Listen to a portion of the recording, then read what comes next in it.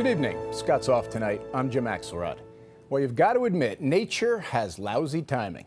Just as many Americans headed out of town for Thanksgiving, a massive storm headed up the Northeast. 40 million people are in its path.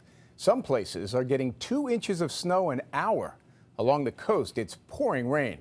The Northeast weather helped cause more than 4,000 flight delays and more than 700 cancellations today nationwide.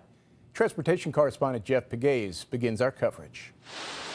It was tough going on the highways in the Northeast. From New York to Pennsylvania and Virginia, slick roads and low visibility made for treacherous driving conditions. Salt trucks fanned out trying to stay ahead of the storm, which is blanketing several states with a mix of snow and rain. Les Toasso is with Pennsylvania's Department of Transportation. If motorists encounter snow or ice-covered roads, the most logical thing to do is, hey, slow down. Across the country, Americans are rushing to reach their destinations for Thanksgiving. According to AAA, 89% of people leaving home will travel by car. Over 3.5 million Americans will be flying.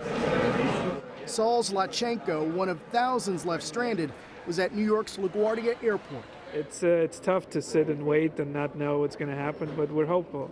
Carlin Gayer was traveling from Reagan National Airport to Portland, Maine to see family. Usually it takes me about 4 hours door to door to get home to see them. Tonight it's going to take me about 8, so double what it normally does. The airlines aren't just tracking the current storm, they are looking 5 to 10 days out.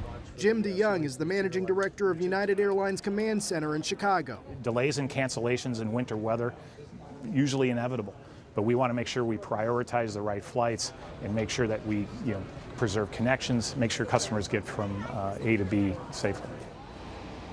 Although this is one of the busiest travel days of the year, so is this coming Sunday. Jim, the airlines are looking ahead to the weekend when millions of travelers will be heading home. Jeff Pegues at Washington's Reagan National Airport. Jeff, thank you. Eric Fisher is chief meteorologist at WBZ, our CBS station in Boston. Eric, still a lot of people trying to get to their Thanksgiving destinations. What are they looking at weather-wise? Well, Jim, it has been a very stressful go over the last 24 hours. Everyone trying to get out of the streets yesterday when it was dry, and now today, looking at major snowfall on the East Coast, especially just west of I-95. Take a look at some of the impressive totals, 5 to 12 inches west of that interstate. It's a heavy, wet snow, and we have well over 100,000 people without power because of it.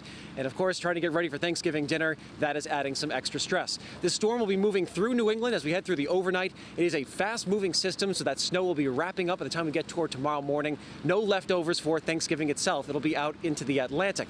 Coast to coast, you can enjoy your meal in peace tomorrow for the most part. Much colder across all of the eastern United States. Teens for highs in Minneapolis. In Chicago, we're looking at one of the top 10 coldest Thanksgiving ever recorded. Milder on the West Coast, but that's the one spot we see some storminess. And around the Pacific Northwest, heavy rain rolling into places like Seattle and Portland for your holiday. The West Coast stays active as we head into next week. Jim, back to you. Eric, thank you.